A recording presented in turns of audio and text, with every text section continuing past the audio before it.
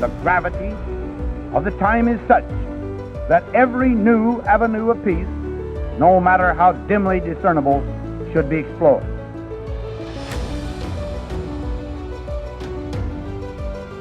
Never before in history has so much hope for so many people been gathered together in a single organization.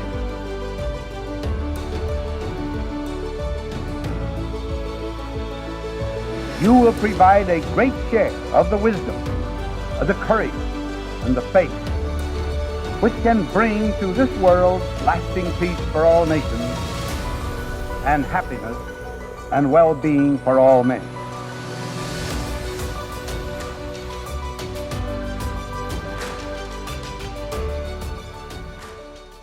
So we are here today with Steve Arndt, who's a distinguished scientist at Oak Ridge National Labs and the president of the American Nuclear Society, the incoming president. Stephen, welcome to Titans of Nuclear. Yep, and president-elect. President-elect, okay, yes. Well, welcome to Titans of Nuclear. Thank you. Yeah, I'm super excited to hear about your career. I mean, I know you spend so much time at the NRC, and so I'd love to get into all of that. But before we get there, what interested you in the nuclear space earlier in life? Well, it's kind of an interesting story.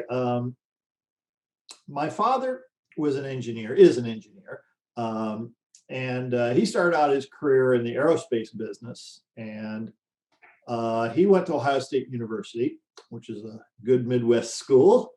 And when I was in high school, I was thinking about a number of different possible careers, but I decided on engineering with the possibility of physics.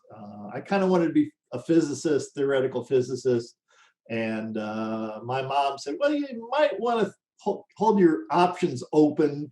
You don't have that much call for theoretical physicists in the world. Sounds like my mom. Yeah. So I also went to Ohio State. I studied physics. After my first year, I entered a program called engineering physics, which is basically a physics degree with a bunch of engineering courses thrown into it. Yeah. That is taught actually out of the engineering college, something that I found out was a peculiar idiosyncrasy later in my college career, because when I went to get my math minor, when I was doing my graduation paperwork, they told me I couldn't have a math minor because I didn't have enough foreign language, because math was taught out of the arts and science college that had a different requirement than the engineering school. So in any case, I got my degree in engineering physics. And while I was a senior, I started looking at the different options because I knew I wanted to go to graduate school. And one was theoretical physics, but I had taken some courses in my engineering side when I was a junior and senior in undergraduate school. And those courses were in nuclear engineering. And it was really fascinating. I had some really good professors. One in particular, Don Miller, very talented guy, who also went on to be president of the American Nuclear Society. And he kind of convinced me that I should be a nuclear engineer. And I think a lot of the decisions throughout my career have been very impacted by the really talented and very generous mentors I've had throughout my career. Awesome. And that was basically the first big one that got me interested in nuclear engineering in the first place. And I went on and worked with Don and several other faculty members at Ohio State throughout my graduate career, and went on to get a master's and a PhD at Ohio State in nuclear engineering. And that's a great program too. So what did you focus your PhD on? My master's was actually on the theoretical instrumentation and control stuff. And I started my PhD doing that, but I ran into some problems and some challenges along the line. And I had done a lot of statistical methods in developing new instrumentation methods. So I also took some courses in probabilistic safety assessment and in some of the policy issues associated with PRA and the safety goal policy statement that the NRC put out in the early 80s.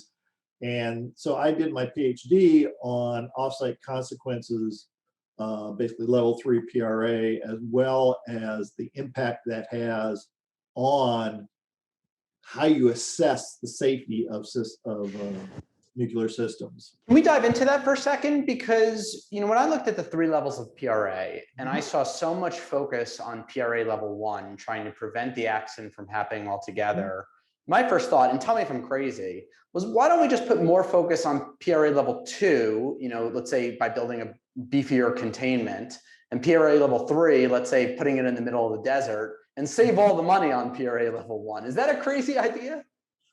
Not necessarily. It's basically a design decision, and it has a lot of impact on all the different other decisions you have to make. Obviously, if you put a reactor in the middle of nowhere, you have much lower potential offsite consequences, but at the same time, it's more expensive to build, it's more expensive to operate because you don't have the infrastructure there. It's more expensive to move the electricity into the grid. So there's some distinct downsides as well. Same thing for level 2. There's a lot of expense and engineering that goes into a large containment. And you look at a lot of the new modern advanced designs, they really are going toward having a smaller containment or smaller parts of that because of the cost of concrete and the cost of that kind of design. But the real trick to any of this is you have to look at an integrated design philosophy, and not just for building the reactor, but the entire life cycle of whatever kind of energy source you're looking at. And that's actually one of the things I think is extremely important in a modern energy concept, is to look at the life cycle costs, not only on the dollars and cents of mining the fuel and transporting it and building the reactor or whatever other energy source you're looking at, but also things like, what's the cost of safety? What's the cost of transmission of electricity? What's the cost in terms of the social impact? And if you look at the NRC safety goal policy statement, one of the things that they don't emphasize as much as they do the safety aspect of it is that it should be as safe as the next logical energy producing source that would be your alternative. So hydro or gas or solar or whatever. And that's something that I think we need to do a better job of. Yeah, okay, I was going to ask you, because throughout the many conversations I've had, it seems that a common theme is that the nuclear industry doesn't just go as safe as the next one. They go 10x more, either out of a feeling of like, hey, we need to do this, otherwise we won't have a social license, which I don't believe. Or maybe just built into the culture, built the engineering culture, the operations culture, where it's like, if we can add that one extra thing to get that extra, 10 to the -6, 10 to the -7, 10 to the -8, we should do it no matter how much it costs. That seems to be the culture that's in place now. What are your thoughts on that, on the difference in those goals? Well, I think that certainly is part of the challenge that we have in nuclear. And a lot of that I think was built up when there was much higher uncertainty of the phenomena back in the 40s and 50s and 60s. Yeah. And something we don't talk about a lot is, if you don't know as much about a technology, or if you don't have as good understanding of its consequences, then you build in safety factors. Yeah. And that kind of engineering concept goes back hundreds of years. So early in our business, we did that. And unfortunately, that became very, very structurally embedded into how we do our work. And so as we've learned more, we've updated the engineering codes. We've looked at improving the way we do the analysis. And we know so much more about the phenomena now that we can do a very, very good job of understanding where those uncertainties are and how narrow or broad those the uncertainty curves are. And in many cases, do a much better job of not having to layer safety on top of safety on top of safety. There's actually a very good study a few years ago at MIT that looked at that overlap of, well, if you're doing this and you have a safety margin for the concrete, it's this much, and a safety margin for the steel that sits on the concrete is this much, and the instrument that hangs on the steel that sits on the concrete. And you don't need to do that. It doesn't make any sense. In some cases, it's actually counterproductive. Yeah. And we're working at that right now. It's one of the areas I think that has a lot of very positive research and analysis right now. And a lot of the new advanced designs are looking at that and saying, look, let's reassess. We don't have to have a super great this and a super great this and a super great this. We do need to have some diversity, but we don't have to have everything at this super high level that's just overkill. And did you see from when you came into the NRC to the time that you left, I mean, quite a long distinguished career there, did you see a change in the culture and the attitude along these lines, and like the progression of like the ideology of how, from the regulator's perspective, not just from the designer's perspective? Did you see that over your career? Oh yeah.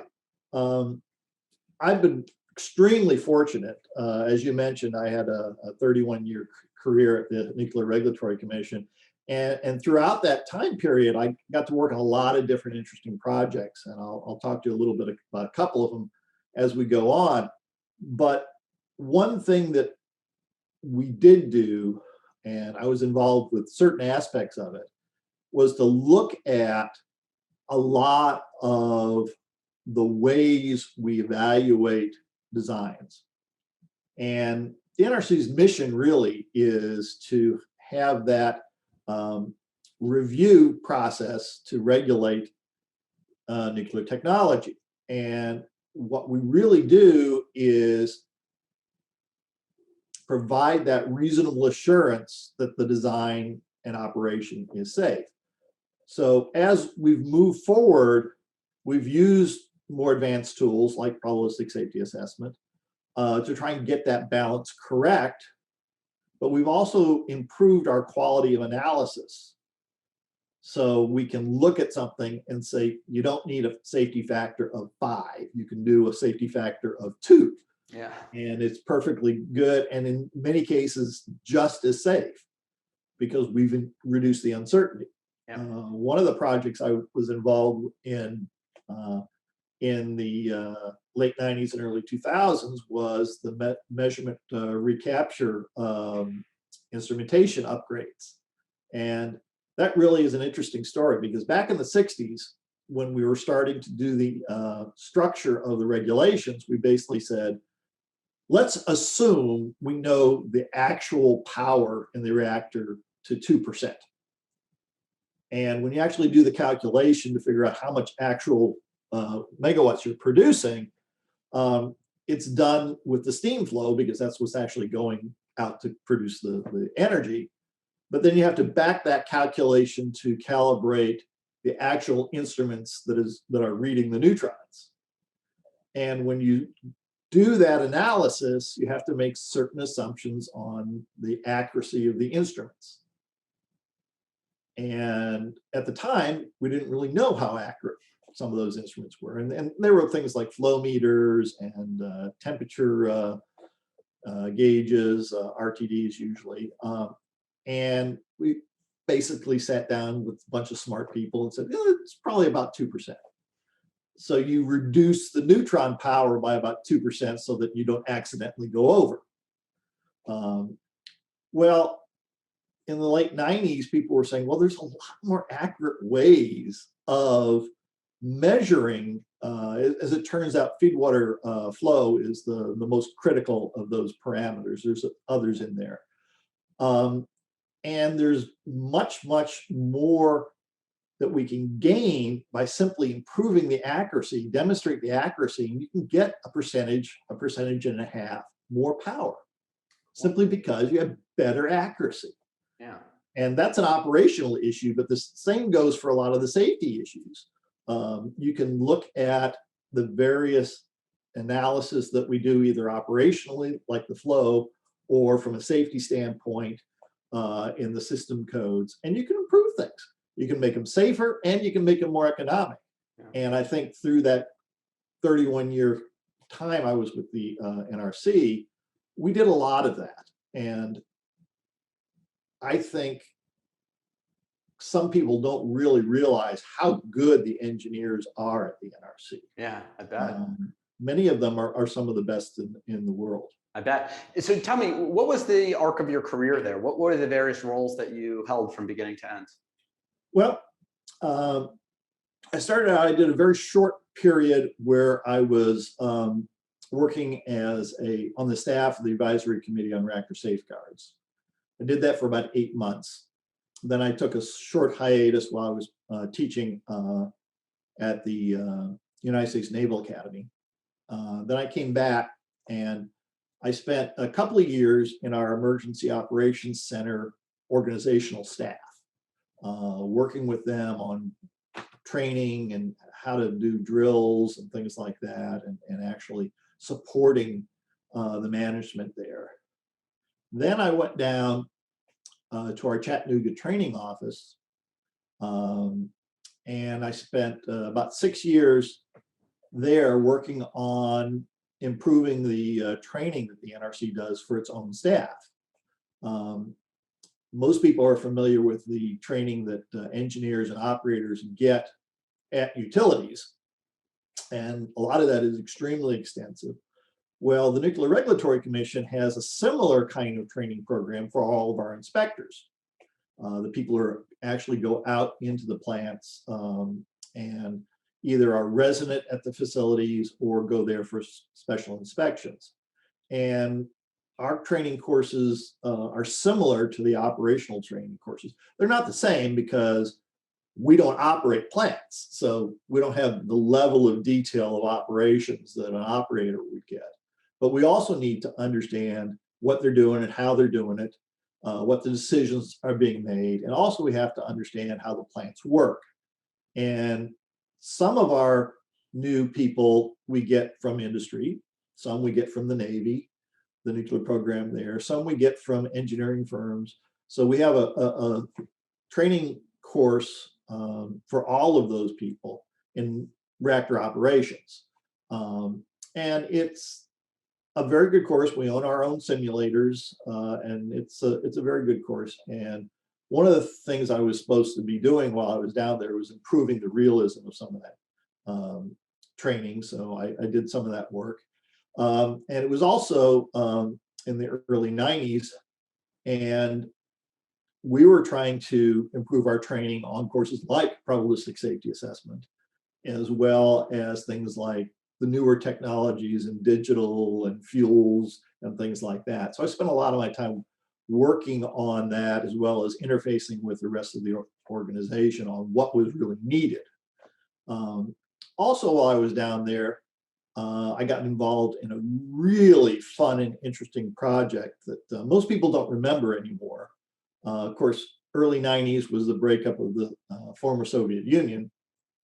And when they broke up, they had a number of different issues. And one was the strategic nuclear issues, the missiles and all that kind of stuff. But they also had a real challenge because, of course, post-Chernobyl, their regulatory structure for their civilian nuclear business was a mess. Yeah. The regulator obviously had not done a particularly good job in Chernobyl. Saying the least. To say the least. And now they've had two new countries, Ukraine and Russia, that had always been part of the Soviet Union, but had never functioned autonomously in terms of government structures. So while Secretary Baker, Secretary of State Baker was doing all the non-proliferation negotiations, he also worked with Russia and Ukraine to sign this little agreement to say, if you want, we'll help you try and put a regulatory structure together. And we'll try and help the plants as well to get their safety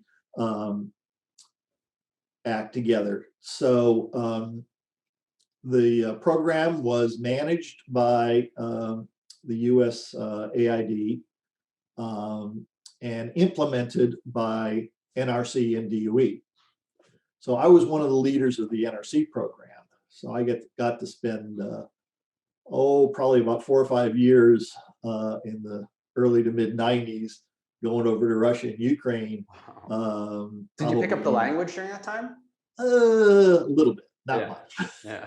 And it goes away very quick. Because they spoke English. Many times they did. The State Department provided us with a translator. I see. Okay. So I did that. And sometimes it was all equations and math terms anyway. So it was just as easy to point and say this and that. Yeah. But I worked with the Russian and Ukrainian regulators for about 4.5 years, trying to improve their capabilities in certain areas. Sometimes I joke that I must have done too good a job because they're selling reactors a lot better than we are now. That's great. But it was a very interesting time, and we learned a lot about their programs and their early VVRs and RBMKs, and we taught them about how to structure a regulatory program, how to structure a training program, how to improve the safety processes. Did a lot of work with the plants on their simulator training and improving that. So it was an interesting time. So in any case, in the late 90s, I transferred back to Washington into our research group. And I spent a fair amount of time there. I started out working in the human factors area. And when you say research group, is this like internal research for the NRC to kind of understand technologies better, or is this research reactors versus power reactors? Okay, the NRC has their own Office of Nuclear Reactor Research. Unfortunately, the acronym is Nuclear Reactor Research, NRR, but we don't call it NRR because that's the other part of the agency. So we just call it RES. But it's a medium-sized group. It was a little bigger when I was there than it is now. But its purpose is to support the regulatory part of the agency in developing codes and standards, developing technical basis, in some cases developing analytical tools like Relap and Trace and things like that. In many cases, Relap, which is like a thermohydraulics code. Yes, Relap and Trace are thermohydraulic analysis codes. But they're also doing fuels research and human factors research, instrumentation control, a lot of PRA work, lots of analysis of how the engineering standards should be applied, and things like that. So I spent a little bit of time working in the human factors area there, and then a while in the severe accident analysis area. And then I spent most of my time in the instrumentation and control area, because I'd done that in my master's work, and it was an interesting area, and they needed somebody to work in that area. So during that time period, we were really struggling with the introduction of digital systems into nuclear power plants. Yeah, why is that? Why was it so hard, given that, you know, digital systems weren't new to the rest of the world, and they weren't even new to the power sector. Every other power plant uses digital controls. Why was it so difficult to certify them? And just to give some context, I think only one plant, maybe a Duke plant, only one plant in the whole country ever upgraded to digital controls. Is that right? That's a bit of a misnomer. The Duke plant, it was Oconee, did do a very extensive upgrade of their reactor protection system and engineered safety function system. That was done a few years ago, but pretty much every plant has integrated digital systems. Most of them are not for the reactor protection system. And when you say digital systems, you have to be a little careful too, because less sophisticated digital systems, TTL logic and things like that, have been in the plants for years. We're talking about the more sophisticated software-driven type systems. Like an operating system. Yeah. They're obviously not exactly like operating systems because they have to be real-time and they have to have interrupt-driven systems that will respond in very high reliabilities. The real challenge that we've had for quite a while, although I think we're pretty much past it now, is it's very hard to model software and how software performs or doesn't perform. And most engineering analysis is based on two things. One, you can model the system and how it works and doesn't work. And from that model, you can determine if you got a good safety margin in it, or alternatively, in a PRA sense, what the reliability of the system is. Mm-hmm. That's a lot harder to do with software than it is with hardware. And there's a number of reasons for that. And why wasn't it as simple as just calling up, like, Rockwell Automation or Honeywell, and just saying, hey, you've got systems in 1,000 coal plants. We just want to use the same one. We're going to use the same inputs and outputs, same sensors, same interrupts. Just tell us, these things freeze up or do they not freeze up? Well, and that is one of the things we did. I think part of the problem, and this is not a INC unique issue, is a lot of the nuclear systems were built as one-offs. They were not generic, they weren't commercial off-the-shelf type things. And the principal reason was because of the quality assurance requirements. I think we are doing more of that now, one for cost reasons, but two for experience reasons. We have more experience with these systems that are high quality in other industries. And over the course of the last 15 or 20 years, we've gotten a lot better at qualifying commercial off-the-shelf systems. And there's a couple of projects that are actually ongoing right now. Many of them have just finished, and some of them are just finishing up. There's actually going to be an article in Nuclear News, I think it's the June issue, that talks about this whole thing. But it's been a challenge because of that. And we put a research plan in place in the late 90s to try and develop some of these ideas, both in terms of measuring the reliability of these systems, as well as understanding what really is important and what's not important. Mm-hmm. Because that's really the biggest challenge the regulator has, is you can't worry about everything at the same level of detail. Because if you worry about the unimportant things, you're never going to get a license. Yeah. And if you worry about the important things, then you can move the process through relatively quickly. And I think that was one of the biggest concerns in digital, was that it was taking quite a while to work through the process. It wasn't that we were actually denying applications. Actually, we very, very seldom do that. It's that it was very difficult to demonstrate the safety and reliability of the systems. And I don't know what it's like, between an applicant and the regulator, but, just putting my, stepping into the applicant's shoes, it seems to me that, dragging a review on forever and with all the fees and everything and the time that it takes is effectively the same as denying an application, just from a business economics perspective. And so I feel like it'd be very frustrating, from the position of a vendor to be just like waiting around while the capabilities are developed or like the assurance is built up. When it's like, hey, this is like real dollars and cents on the lines. Like, can't you guys just, you're like you said, and I believe it, some of the smartest engineers in the world work at the NRC. Like, can't you guys just take a common sense guess that it operates in 10,000 coal plants, but just put your stamp on it. Like it's fine.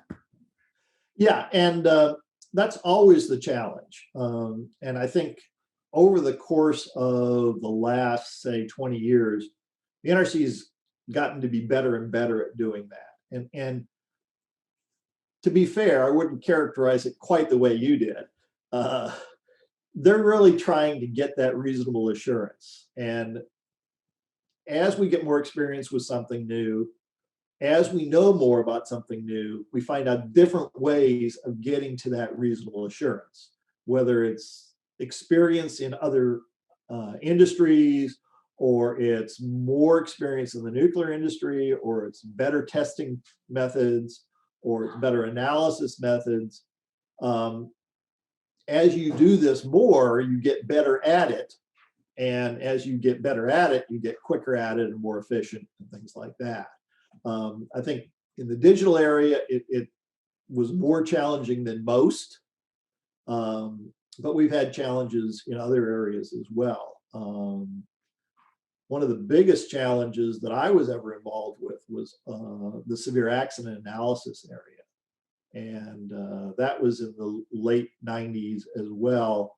And we were really at that time trying to decide how important designing for severe accidents really was. Because again, we didn't have a lot of data. Fortunately, we didn't have the best analysis tools. There was a lot of debate in the industry as to how important it really was. Some of our international colleagues were really saying you really have to over-design in case of severe accidents. Of course, this was post-Chernobyl, and there was a lot of concern in the industry, particularly in Europe, about the need to over-design in the area of severe accident mitigation. Similar to the first question you had about where do you put the emphasis? Is it in containment? Is it in offsite consequence? Is it in other areas? So they were really beefing up the requirements in level 2 containment type stuff. That's where core catchers and things like that came from. So we ended up through some experimental work at Sandia, as well as some analytical work that we did, saying it's really not that necessary, particularly for the kinds of plants we were licensing and the things we were looking at. And it really wasn't that necessary for which reason? For the reason that the preventative work was so strong that it was unlikely to happen, or for the reason that the consequences are not as bad as we once thought they were? It's both. At the time, we were really looking at the preventive methods were really driving down the likelihood. We learned later through a research program that the NRC did, looking at offsite consequences specifically, that those were really very, very small. And it turned out that the decision we made based on one reason proved out to be true based on that and other reasons.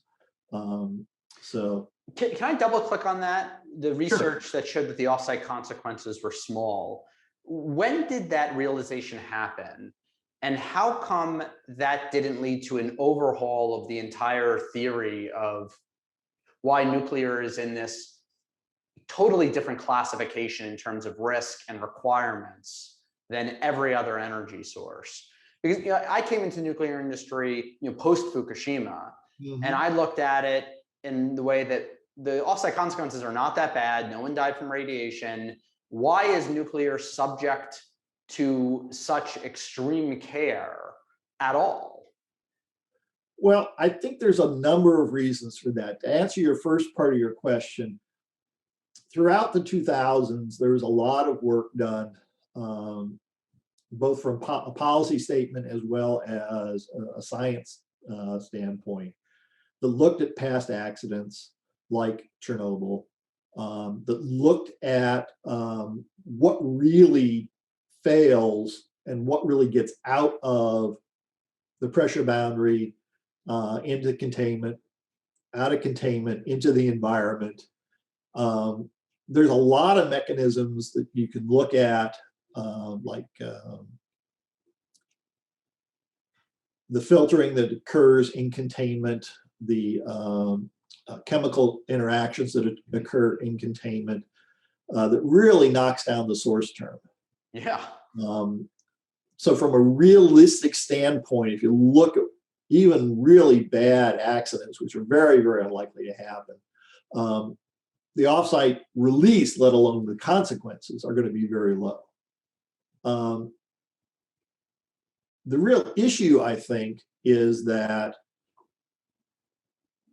the people who make the decision, and when I say the people who make the decision, I phrase it that way because it's a broad group of people who make decisions associated with radiation consequence.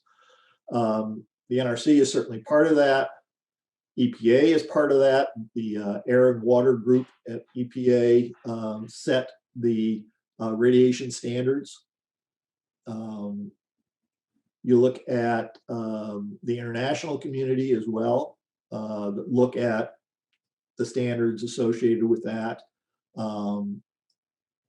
The analysis methodology for offsite consequences, which is in large part based on the linear no threshold model, which is a admittedly very conservative model, particularly for low dose.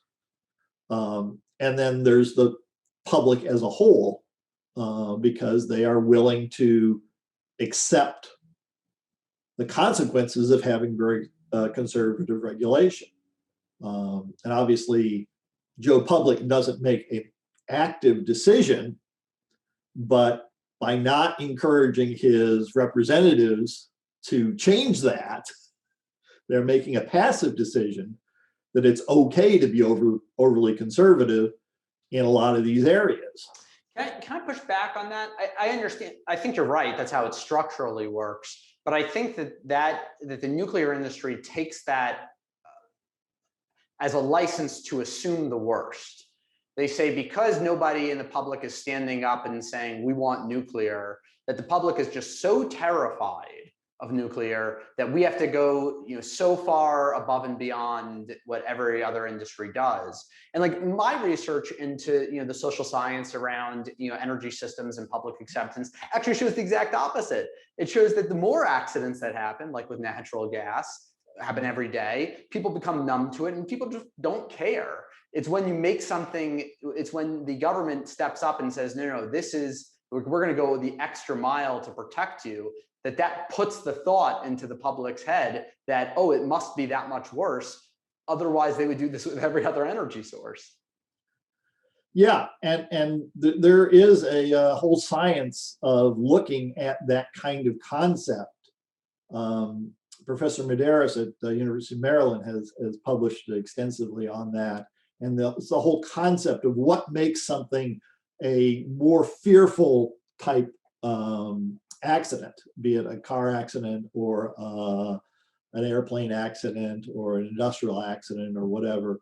And the lack of familiarity, it doesn't happen very often kind of concept adds to that.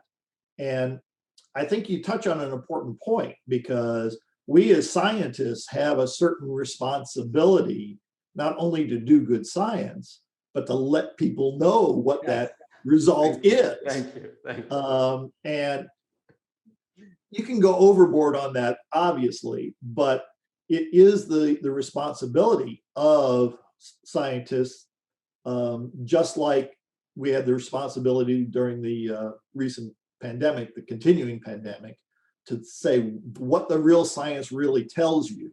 I think that's exactly the same case in terms of energy science. Yeah. We as scientists have an obligation to speak up and say, nuclear is not nearly as potentially hazardous as most people think. And in many cases, the structural requirements have dictated. Yeah. And looking at that is extremely important. So I guess my question is, we've known now for over 20 years that the off-site, consequences are just not as bad as we used to assume that they are. Fukushima really taught us that, you can have the absolute worst, 3 gigawatt scale core meltdowns of a light water reactor, the roof got blown off from a hydrogen explosion, and still not enough radiation was spread into the public to hurt anybody.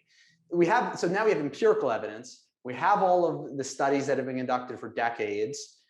We realized, after Chernobyl, that it wasn't a whole potluck of different radioisotopes that got through the biological pathways. It was just iodine-131. So we have all of this evidence. Was there ever a conversation at the NRC that maybe we don't need to charge a new reactor developer $1 billion to approve their design? Maybe we can do it for $10 million. Yeah. Part of the structural cost is dictated by Congress, but so I'm not going to get into Congress, but the concept that we don't need to be as intrusive as we once were has been discussed a number of times, all up and down the layers of the commission. And just for your audience that may not be super familiar, when you speak of the commission, there's a large C commission and there's a small c commission. The commission is the 5 presidentially appointed commissioners that have policy responsibilities. And then the commission staff is basically everybody else, the roughly 3,000 employees of the commission. So when you say, has there been a discussion at the commission? The answer is yes, there's been discussions at the commission, large C, but there's also been discussions at the commission staff level, from junior staff all the way up to the most senior staff, of what should we be doing as stewards of the public good in terms of interfacing with licensees and applicants for the development of licenses. And one of those things is, can't we do this more efficiently? Because most of the cost is driven by the amount of time it takes us to actually process an application. Yep. Because we're required by congressional mandate to charge for our time.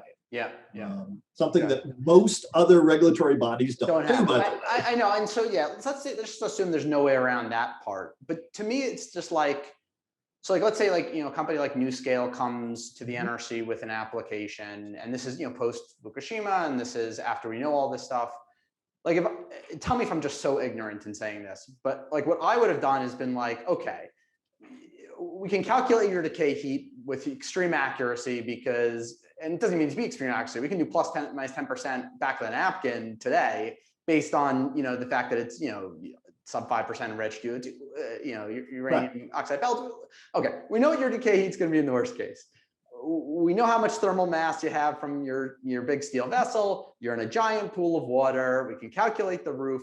Like, all right, you at the NRC, you're the structural guy. Give me this number. You're the decay heat guy. Give me this number. You're the water boiling guy. Give me this number. Tomorrow afternoon, we're going to come with our numbers and see if this, even in the worst case scenario, if anything's going to get out of the building. And tell me if I'm crazy, but I really think the whole application could have been done in a day, based on like those 3 calculations, which like any good engineer, I don't care if you're a nuclear engineer or not a nuclear, any good engineer can open up the reference textbook and just do the math. I know it sounds crazy, but why wasn't it a day approval process? Well, I think we are moving toward that. And if you look at, as an example, the rules we use for research and test reactors. As you know, research and test reactors are specifically designed to have incredible margins because they literally don't want to have to worry about the kind of things that power reactors do, and they can't afford to anyway. Yeah. So they have thermal margins that are just crazy. They have a very small amount of fuel, basically some of the things you just mentioned. And because of that, we have a much lower regulatory footprint for those. In terms of power reactors like NuScale or others, they're still trying to optimize their amount of power versus the amount of concrete, or power versus the amount of water. So they're not as conservative as you might think, just a quick calculation. I get it, yeah. But we are trying to look at how you structure the review of these systems so you don't really worry about things that are never going to be a problem. So we're trying to de-emphasize and hence make shorter the reviews of things that don't really matter. And could one go to the research reactor group to license a power reactor and saying, listen, we want to use your process, your standards. There shouldn't be any problem from a safety perspective. I mean, safety is safety at the end of the day. What do you care if I hook a steam turbine up to it or not, if I want you to just hold me to the same standards as the research group? Could someone literally say, I want to license a commercial power reactor with your research team, with your research regular team? There actually have been people who have looked at that possibility. And depending on the real hazard that exists, what the source term would be and what the offsite consequences would be and things like that, people have said, we're just like these guys. So there have been some people who have looked at that concept. And the NRC is entertaining that. We're looking at... So they would, like, someone could ask to do that and they wouldn't be laughed out of the room. No. Okay. And it really, if you actually look at the rules in the Atomic Energy Act, there are some specific things that trip you into certain review standards and certain things that you can't do under certain other review standards. But within the law that has been established, the NRC is looking at the regulations which sit on top of the law to be as flexible as we can, which is the whole process that's going on right now to reevaluate advanced reactor licensing and maybe make it much more risk informed, much more hazard based, much more performance based, and try and do that. One of the challenges is, and NuScale, for example, but some of the other small modular reactors are also going through this, is that if we haven't done it that way before, we kind of have to write the procedures as we go. And that in some ways slows us down a little bit. Yeah. But there's an active effort underway at the NRC to look at that. And just structurally, how does it work? If someone's going to bring something a little less standard to the NRC, does it require the overarching commission to rule on it, or can you essentially do it just with the day staff, the lifers, unless there's like an issue of like national security or national importance or something? That's actually not a bad way of phrasing it. I wouldn't phrase it quite that way. Basically, when we change a regulation, the commissioners have to approve that. But not well, what if you just file for an exception to a regulation? Yeah, so there's a tier. If you want to change the law, you got to get Congress to do it. Yeah. If you want to change the regulation, you have to get the commissioners to do it. Below the regulation, you have exemptions and things like that. You also have regulatory guidance, which is basically, this is how we're going to interpret the regulation in these cases. So those can be obviously accepted by the staff. And then below that, even, there's stuff that the licensee can do without bothering asking us. Like what? What's an example? Well, that's basically the 5059 rule, which is basically a rule that was put in place when the regulations were first established, that basically says, so long as you don't violate your licensing basis, you can make small changes to your plant without having to ask us. And there's a set of criteria that would qualify it as within the scope of the rule or outside the scope of the rule. And there are things like, is this going to significantly change the safety of the system? Is it going to present a new hazard that didn't exist before? Will it be something that would the NRC want to look at before you change it? And it was put in place intentionally so that you have a pump that breaks and you can't replace it because they don't make that pump anymore. But you can get a pump that's basically the same thing. You have to ask us. Well, the answer is no. You go through the test and there's no change in reliability. There's no new hazard. Just go do it.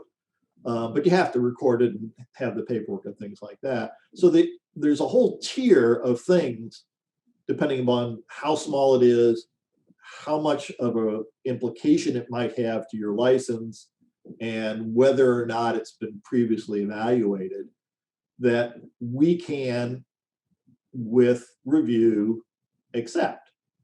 So one of the challenges with new and different things is we either have to do it as an exception to what we already do, or we have to change the process as we go.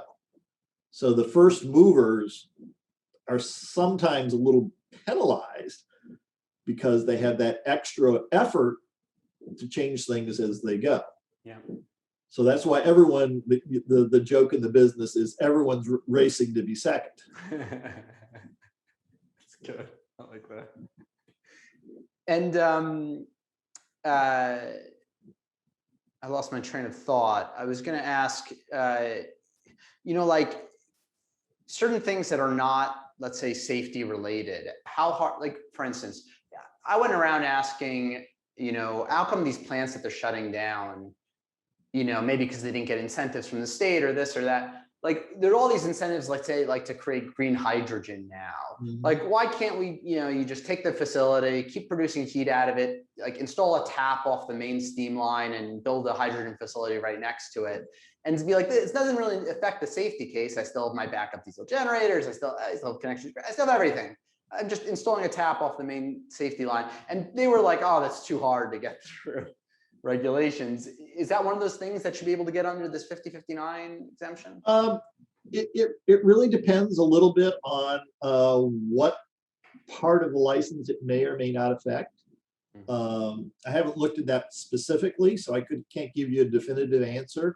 But I know a couple of plants are looking at doing pilots in the hydrogen generation. And a lot of that stuff you can do under 5059. A lot of it will require a very small change to the license that can be done relatively quickly. For example, if you have to change the unavailability of an auxiliary steam system or something, then that might require a change in the license, but it would be a small thing. It could be done relatively easily. I think one of the challenges that the NRC has had historically, and I think it's slowly getting better, is this concern that the licensees have, and it's a reasonable concern, that things will get tied up at the NRC, things will not move quickly, we won't be cognizant of their needs to have something done before a refueling outage or something like that. And I think years ago, that was more true than it is today. I think today there's a very strong desire to not impede the industry Obviously, the regulators are there to do the responsibility that they have to the public. And as long as you do that, as long as you're doing a reasonable job to ensure adequate protection, then you should be getting out of the way as much as possible. And I think there's a desire on the NRC staff to do that much more so now than there has been. Yeah. So and most of the people who work at the NRC are engineers, and they want to see something built as much as anybody else. Yeah. Yeah. Yep. So, and then just like I guess one other topic to touch upon that I know that comes up as a point of frustration from a lot of the utilities I speak to are like the security requirements, having maintained such a large security staff. Once again, when we kind of readjusted our total potential consequence, why wasn't that like a very easy petition for a utility to file to be like, listen, you know, if someone was going to launch an armed attack on a facility, literally every other facility, more people would get hurt. Like, compared to a school or an office building or something where like there are real people like inside the building.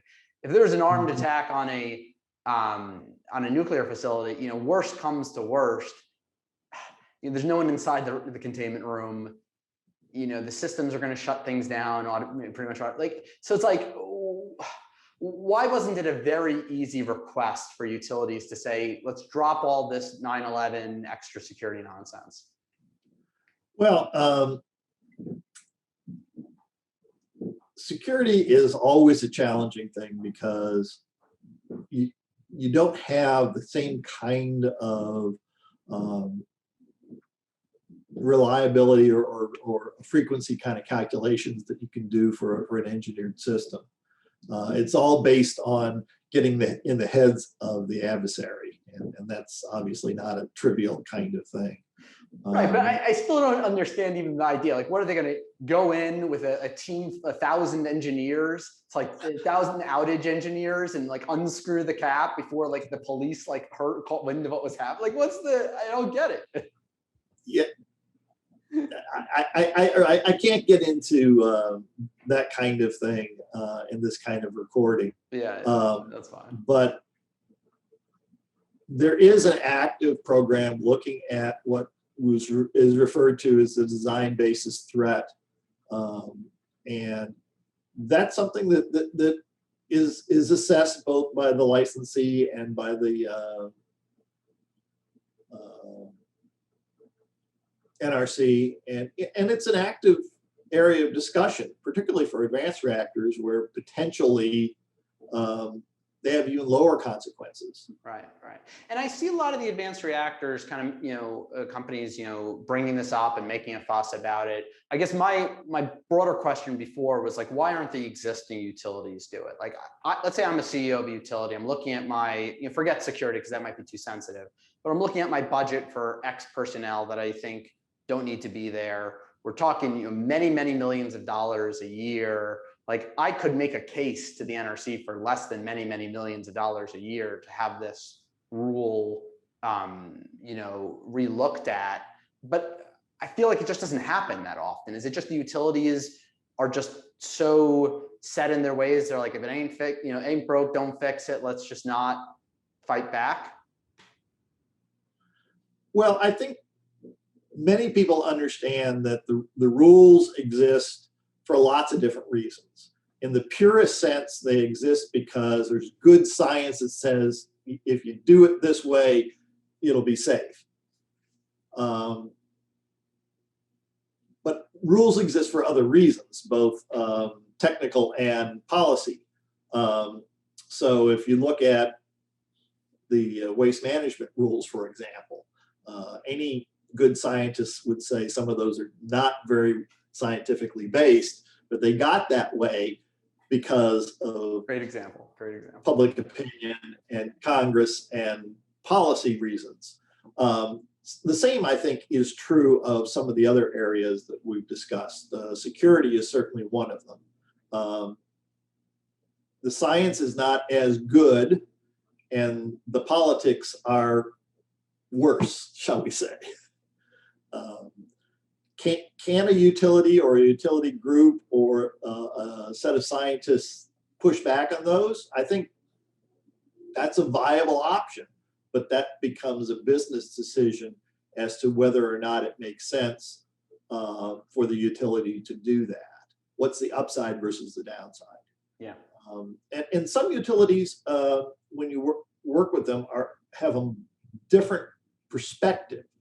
I won't name any names, but there are certain utilities that will always push back on the NRC, and there are certain utilities that will never push back on the NRC. That's obviously an exaggeration, but if you work in the business, you know what those utilities are, and that's a corporate decision that they've made. There are certain vendors that will push back more than others, and that's a corporate decision that they've made.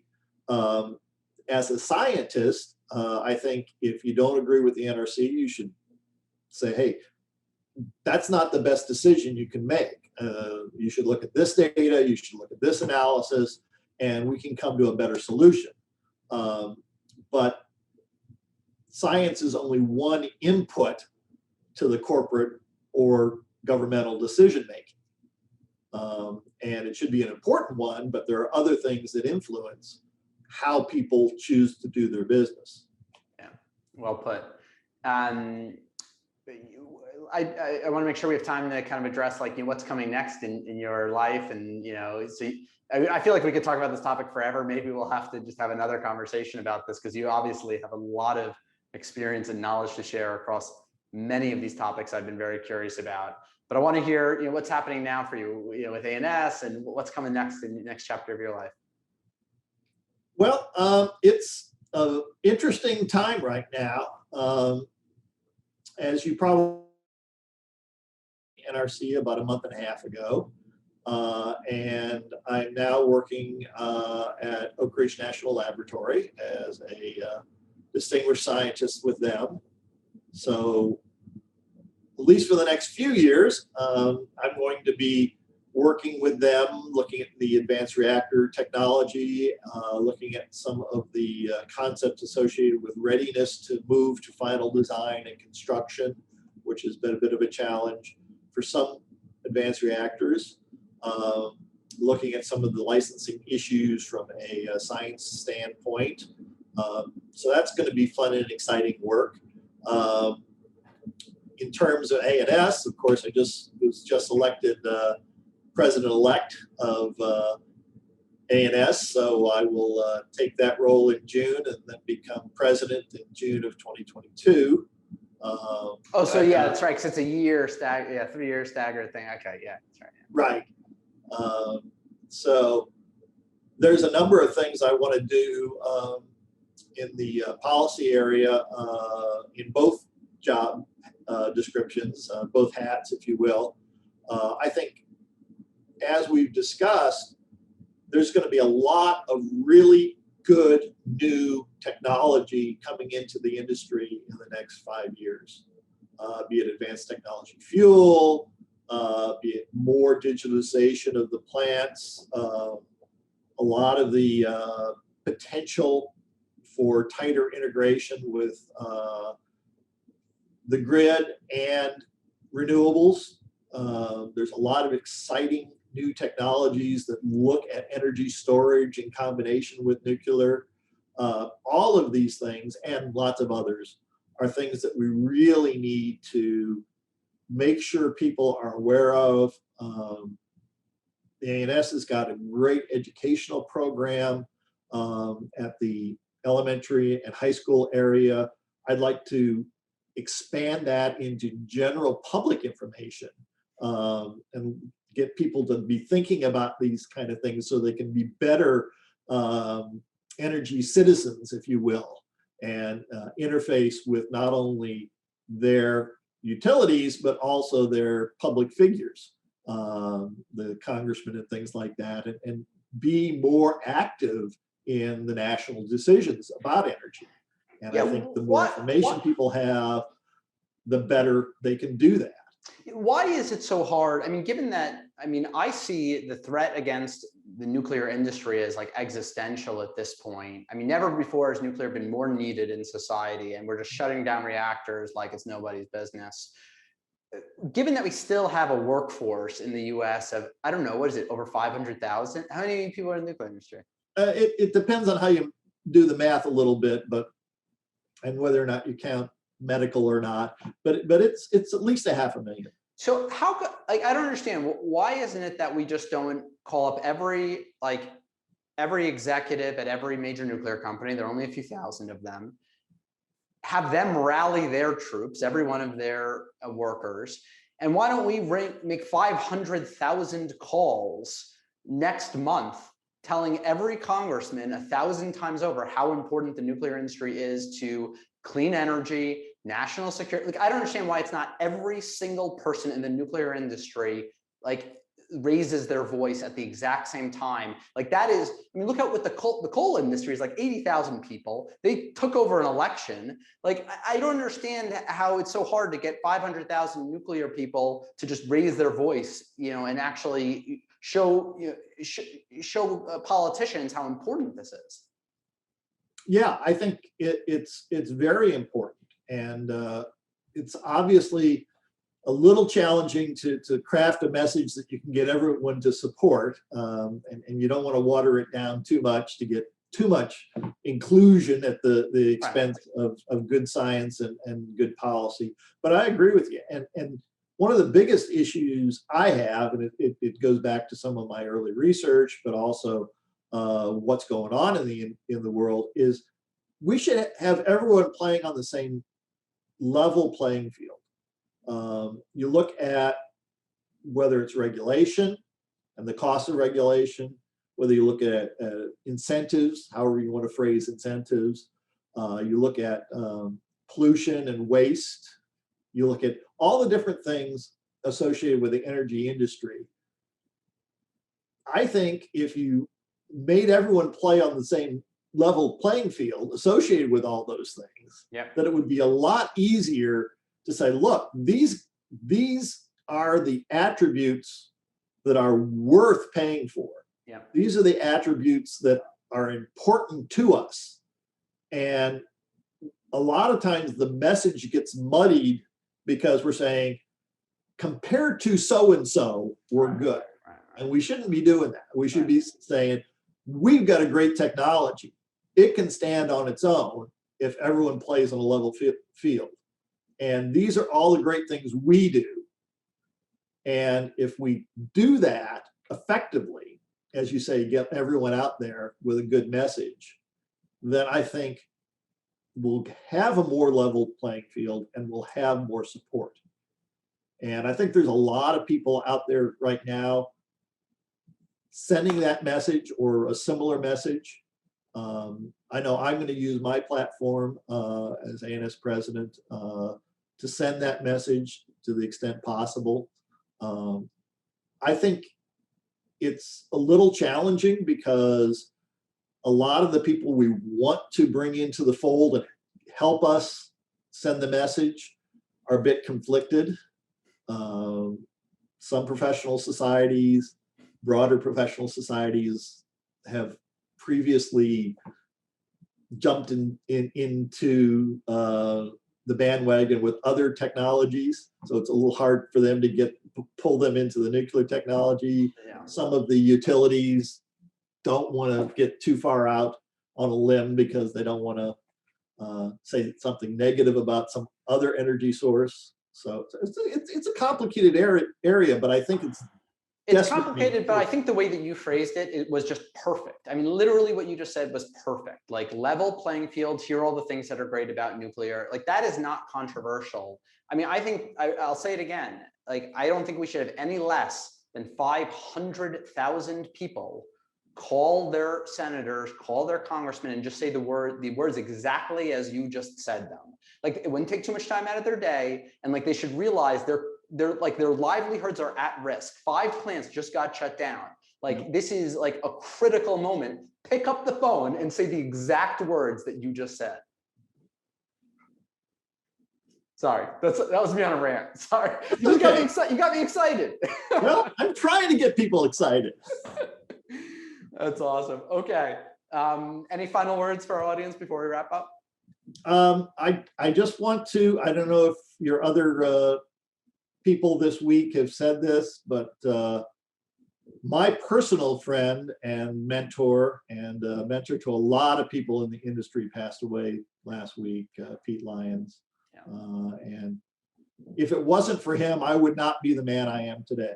And that's true of a lot of people in the business, but we're really, we talk about technology a lot, but we're really a business and an organization of people, and many great people. And Pete was certainly one of those. Yeah. I just want to send my condolences to his family. Yeah, I agree. Okay. Steve Arndt, thank you so much for taking the time today. Really appreciate it and hope to chat more soon. Okay, you take care. Yeah, bye. And initiate at least a new approach to the many difficult problems that must be solved in both private and public conversation if the world is to shake off the inertia imposed by fear and is to make positive progress toward peace.